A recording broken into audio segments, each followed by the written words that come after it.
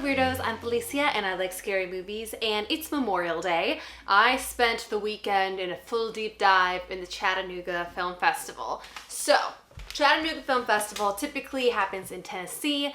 This year they did it virtually because of the state of the world. Before we get into today's review, I do just want to give a shout out to Chattanooga Film Festival because I've had the best time. First of all, I probably wouldn't have been able to go in person if everything had happened normally. So this is a very cool opportunity for me to see these films. Second of all, I thought they did it at a price point that was just worthy of applause. It was $30 for a 4-day pass where you could see any of the features, any of the shorts, and all of the live panels. And they also had a $10 1-day pass, which I was just like, that is so affordable and awesome for people. And then last, I just want to say that they somehow, and I don't know how, really created the community aspect that film festivals and horror conventions have, where people get to come together and like talk about the things they like. And mostly through Twitter throughout the weekend,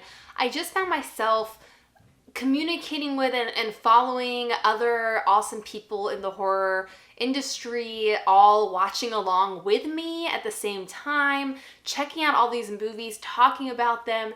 And there was just this, like, I met new people on Twitter this week, and I just felt like somehow they cultivated this amazing community aspect that I feel like a lot of people are craving right now, or at least I definitely am.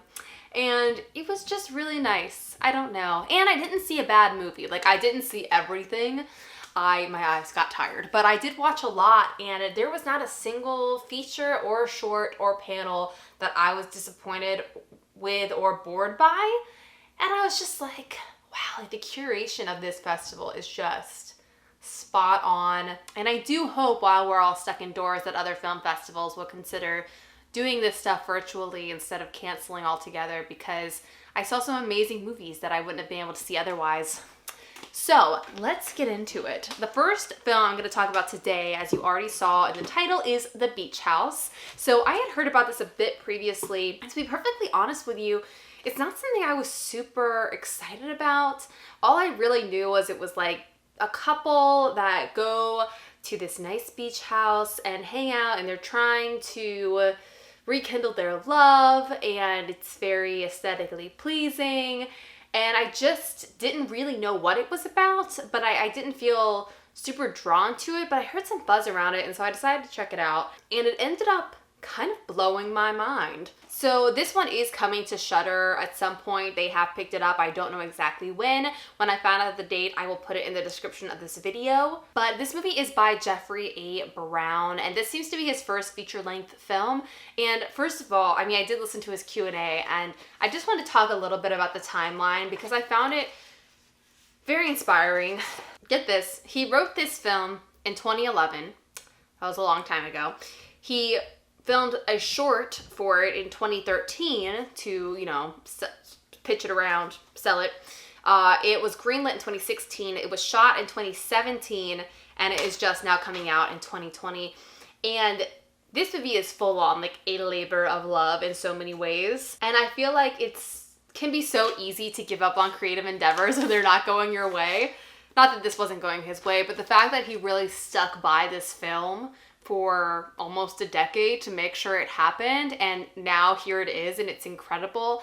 I just found that very inspiring, so don't give up on your dreams, people. So for a little bit of plot, we have our two main characters, Emily and Randall, who are college-aged, and they are coming to this beach house to spend some time together, sort of rekindle their love, if you will. And Emily is played by Liana Liberato, who, when I saw her, I immediately was like, I know that girl from somewhere. And she was in Light as a Feather on Hulu. I watched the first season. I don't think it was amazing, but apparently the second season is better.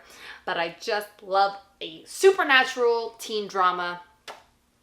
Can't get away from him. Okay. And then Randall was played by Noah LaGrosse, who was in Depraved, which we talked about on this channel a little bit ago. And so they come to this beach house to relax. It's Randall's father's place, I believe.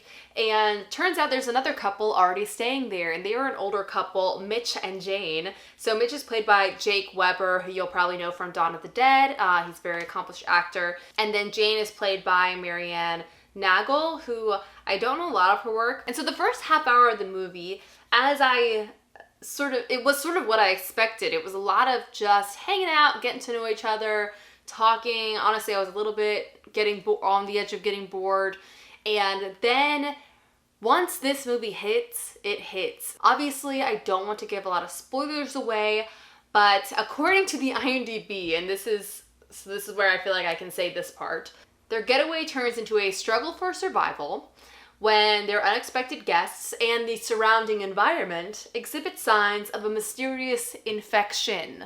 Okay, so that doesn't tell us too much, but I will let you know that this is mildly based off the H.P. Lovecraft Color Out of Space, which of course, we talked about Color Out of Space, the Richard Stanley film that came out this past year, which is amazing if you haven't seen it yet. But this is a little bit based off that as well. And so this whole movie ends up sort of having this like indescribable infection that comes upon this entire beach town, almost a la like The Fog in a way, and all of its inhabitants. And there are parts of it that feel very trippy. There's parts of it that have a lot of body horror, almost like a Cronenbergian body horror to it. And it just gets really freaking wild. And I ended up just really loving it.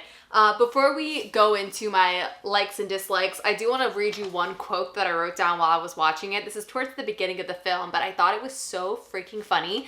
So one of the characters says, and they're talking about this place. This was shot on Cape Cod. I don't know if they actually ever say Cape Cod, but the character says, "It's like vacation all the time. Isn't that what we want?"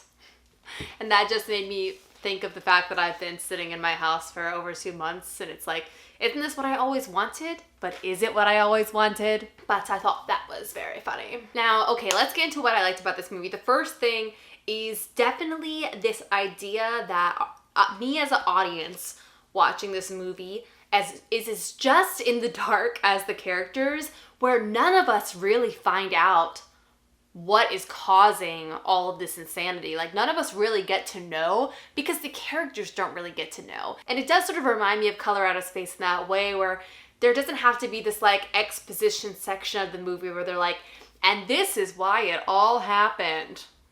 This is the scientific reasoning in our world. It's like, I don't care. It's like, I almost don't want to know, because the unknown makes it so much scarier than if you can put a name to it. If you can put a label on it, it immediately like sucks some of the fear out, in my opinion. And so in this film, because there's so much you don't know, it's that much scarier. You don't know what to expect. There's no formula for how to get out of it. You know what I mean? And I love that sense of dread of the unknown. And maybe that's just because I'm constantly sitting in a dread of the unknown day in and day out.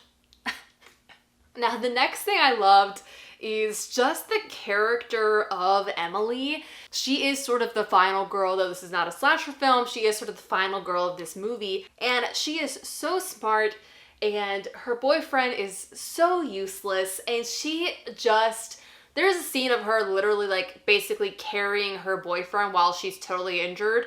And it just is this image of this girl that's just like, all right, I'll take care of it. Which I feel like is just like truth. I don't know. She's like, everything has gone to shit.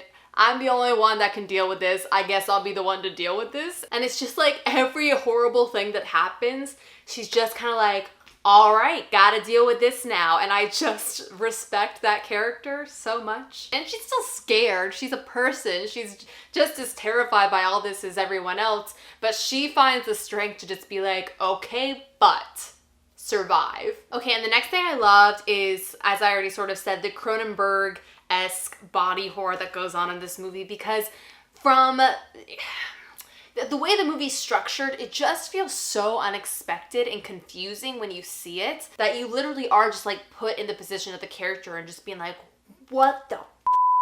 And all of the body horror stuff and all the like trippy elements that they put into this movie that's very disorienting. All of it is so beautifully done, and it feels so realistic and also so otherworldly. It's just great.